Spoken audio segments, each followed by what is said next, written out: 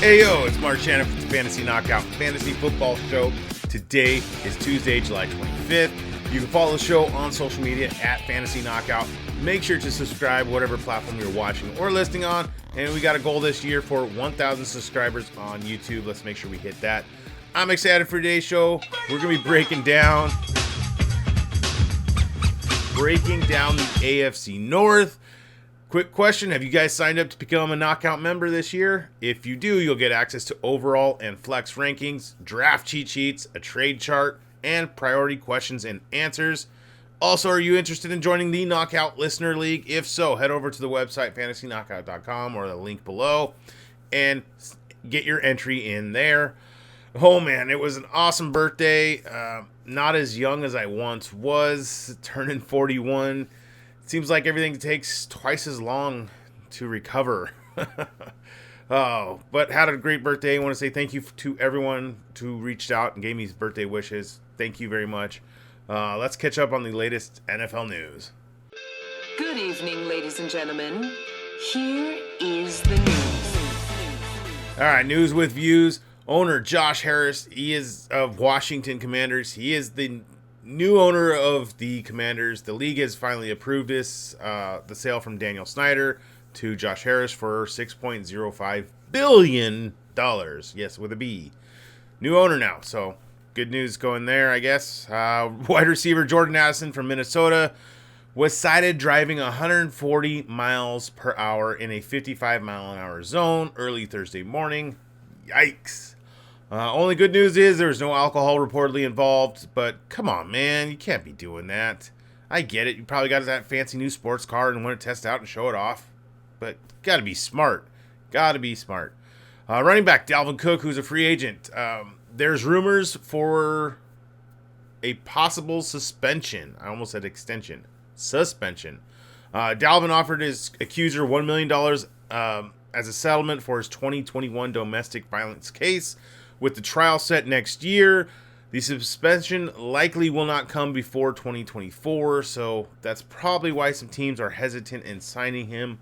We'll have to kind of keep monitoring that. Now, wide receiver Cole Beasley, who's a free agent, he signed with the New York Giants. Yay, just another receiver, slot receiver there in New York. Exactly what they needed. I mean, this makes sense. He's probably just a body camp just because he's familiar with head coach's Brian Daboll's system, but not sure if he'll even make the roster cuts going forward, but still, it's just another body there.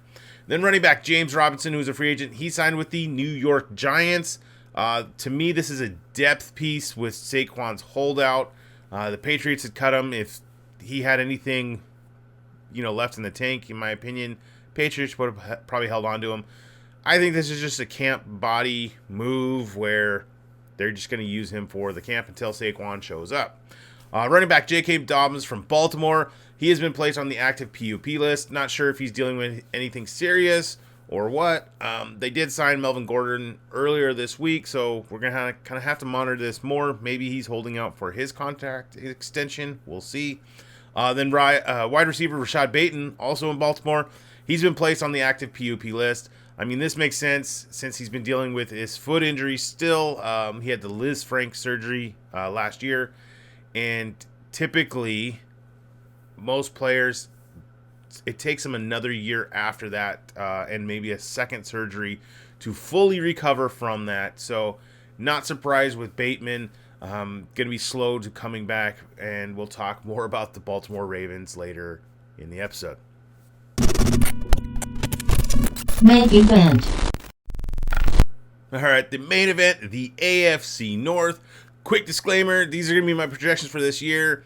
If there's any news of injuries or free agent signings, this would adjust. We'll have to adjust these players' projections going forward. But as of now, this is what we got. So, to start it off, the Baltimore Ravens. Last year, they were 10-7. The win total projection for this year is at 9.5. Solid line. Let's go over. So the quarterback there is Lamar Jackson. Right now, his ADP is at 512. I love the value there. Late 5th round, early 6th round. Exactly where I want to be grabbing my quarterback. So I'll probably be having lots of shares of Lamar this season. I got him slotted for 16 games, 3,652 yards, 28.4 touchdowns, 10.5 interceptions, 893 rushing yards with 5 rushing touchdowns. Love the upside of Lamar this year, especially with the new OC, Todd Monken. The running backs there are going to be J.K. Dobbins and Gus Edwards and Melvin Gordon, but I've only projected Dobbins and Edwards. Right now, Dobbins is going in the 3rd round at 310, late 3rd round, early 4th round, solid value there. Got him for 14 games for 1,123 yards, 8 touchdowns, 26 receptions for 166 yards, and 1 receiving touchdown. I like Dobbins a lot this year. I'm trying to grab him anywhere I can. I think he will bounce back, have a solid year. Running back, Gus Edwards, he's going in the 13th round at 1304. Got him slotted for 14 games, 688 yards, 4 touchdowns, 3 receptions for 30 yards, and no receiving touchdowns. He's a solid flex backup, bye-week option if you need one. Most likely he's going undrafted. I know they said 13th round, but we'll see. Probably in your leagues, probably not even being be touched. The receivers there, we have Rashad Bateman, who's going in the 8th round at 802. 15 games, 60 receptions, 864 yards, and 5 touchdowns. The wide receiver, Zay Flowers, the rookie, he's going undrafted right now. I like him. If I'm taking a shot on one of these 3 receivers between Bateman, Flowers, and Beckham, I'm going to go with Flowers and see if the upside is there. Flowers I have for 52 receptions for 649 yards and 4 touchdowns. And then Odell Beckham, he's also going undrafted. You can take him as a late flyer if you need just another receiver on your bench. 15 games, 55 receptions for 651 yards and 4 touchdowns. I just don't trust Beckham this year. We've seen what happens, an older receiver. I'd rather find somebody who's more youthful, such as Flowers, and just take the chance on that. And then the tight end, who is going to be the number 1 pass-catching option there anyways, is Marc Andrews. He's going in the 3rd round at 302. Good value there for Marc. 15 games for 77 receptions for 965 yards and 7 touchdowns. Next is going to be the Cincinnati Bengals. Last year they were 12-4. The win total this year is at 11.5. Let's go over. I think they'll go over. I think they'll hit 12 again, or maybe right there at 11. But I would think over. I think they're just a solid team again. The quarterback there is Joe Burrow. He's going in the 5th round at 503. Good value for a quarterback there. I got him for 16 games for 4,624 yards, 34.3 passing touchdowns, 11.5 interceptions, 261 rushing yards, and 4 rushing touchdowns. I like Burrow this year. Hopefully his draft price does not get too much higher than that. The running back there is Joe Mixon, who adjusted his contract, so he's there. He's going in the 2nd round at 211. That's good value for a workload running back. Got him slotted for 14 games, 936 yards, 7 rushing touchdowns for 50 receptions, 378 receiving yards, and 2 receiving touchdowns. I think Mixon will have a bounce back year from last year, but we know what he's going to be. He's not going to be that top echelon running back, but he's going to be a solid RB2 for your fantasy team this year. Then the wide receivers, we have Jamar Chase, T. Higgins, and Tyler Boyd. Chase, he's going at 104. I can make the case for him to become the number 1 drafted receiver this year over Jefferson. I like Chase a lot. I think he has the upside for a lot of touchdowns, especially if Burrow can hit 50 touchdowns in a season. But I have Chase projected for 15 games, 111 receptions for 1,504 yards and 11 touchdowns. So he's getting those double-digit touchdowns. T. Higgins is next. He's going at 304. I got him slotted for 89 receptions for 1,214 yards and 8 touchdowns. And then Tyler Boyd, he's going in the 11th round at 1104. 15 games, 57 receptions for 679 yards and 4 touchdowns. And then the tight end there is Irv Smith Jr. He's going in the 14th round, kind of one of those late flyer tight ends.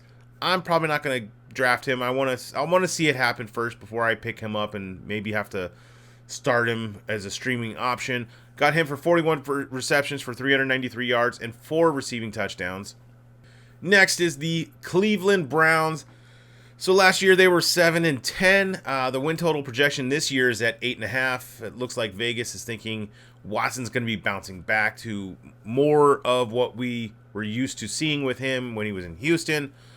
So the quarterback is Deshaun Watson. He's going in the 10th round at 10:05. I think that is a value if you believe he will bounce back to becoming that high-end quarterback that we've seen before. I personally just don't trust it. I'd take a stab at him in the 10th round just because it's not costing you much. You're not losing much value there. You could take him or Tua or somebody like that. Go with the upside of Watson if you're drafting. If he's not there, then you can pivot. So Watson I got for 3,800 yards, 27.5 touchdowns, 11.7 interceptions, rushing for 460 yards and 3 rushing touchdowns. The running back there is Nick Chubb. He's going at 110, late first round. I like Chubb a lot this year. Got him slotted for 14 games, 1,406 yards, 11 rushing touchdowns, 32 receptions for 264 yards, and 1 receiving touchdown. All right, so the receiving options are Amari Cooper, who's going in the 4th round at 412. I got him for 77 receptions, 1,080 yards, and 7 receiving touchdowns. Elijah Moore's the other one there. He's going in the 9th round at 911. I like that value a lot, especially for a slot receiver. I got him for 15 games, 55 receptions for 699 yards and 3 touchdowns. And then Donovan Peoples-Jones, he's going to be the deep threat there. He's going in the 12th round. Got him for 48 receptions, 611 yards, and 4 touchdowns. And then the tight end is David Njoku. He's going in the 9th round, 15 games, 55 receptions for 633 yards and 5 touchdowns. And then we have the Pittsburgh Steelers. So last year they were 9-8. The win total projection this year is at 9. I'm going to go under. I do like the Steelers a lot. I just don't know if they can get over 9. The quarterback there is Kenny Pickett, 2nd year. He's going in the 14th round. He's a late round quarterback. I got him slotted for 3,465 yards, 20.7 touchdowns, 10 interceptions, rushing for 312 yards, and 3 touchdowns. We'll see if Kenny can improve on last year. I think he will improve. I just don't know if he'll be improving more fantasy relevant. You know what I mean? The running back there is Najee Harris. He's going in the 2nd round at 207. Enjoying that value there. I think I'm back on the Najee train. I was off of him last year. I was on him his rookie year. Love the talent of Najee, but now the price is getting more reasonable than it was last year. I have him for 1,030 rushing yards, 7 rushing touchdowns, 44 receptions for 271 receiving yards, and 2 receiving touchdowns. I would be happy with Najee on my team if I go receiver early. The receivers there are George Pickens and Deontay Johnson. Pickens is going in the 8th round at 803. I have him slotted for 65 receptions, 871 yards, and 5 touchdowns. And then Deontay Johnson would be the receiver I would prefer to draft out of the two. He's going in the 5th round at 5'11", so that late 5th, early 6th round. I got him for 88 receptions, 943 yards, and 4 touchdowns. And then the tight end is Pat Freiermuth, the Muth. He's going in the 8th round at 804. He's slotted for 71 receptions, 846 yards, and 4 touchdowns. Well, that's going to wrap it up for today. The next show is going to be the AFC East. I want to say thank you for listening to the show. Make sure to subscribe whatever platform you're watching or listening on. And please leave that rating and review. It really helps me out. All right. Till next time. See ya.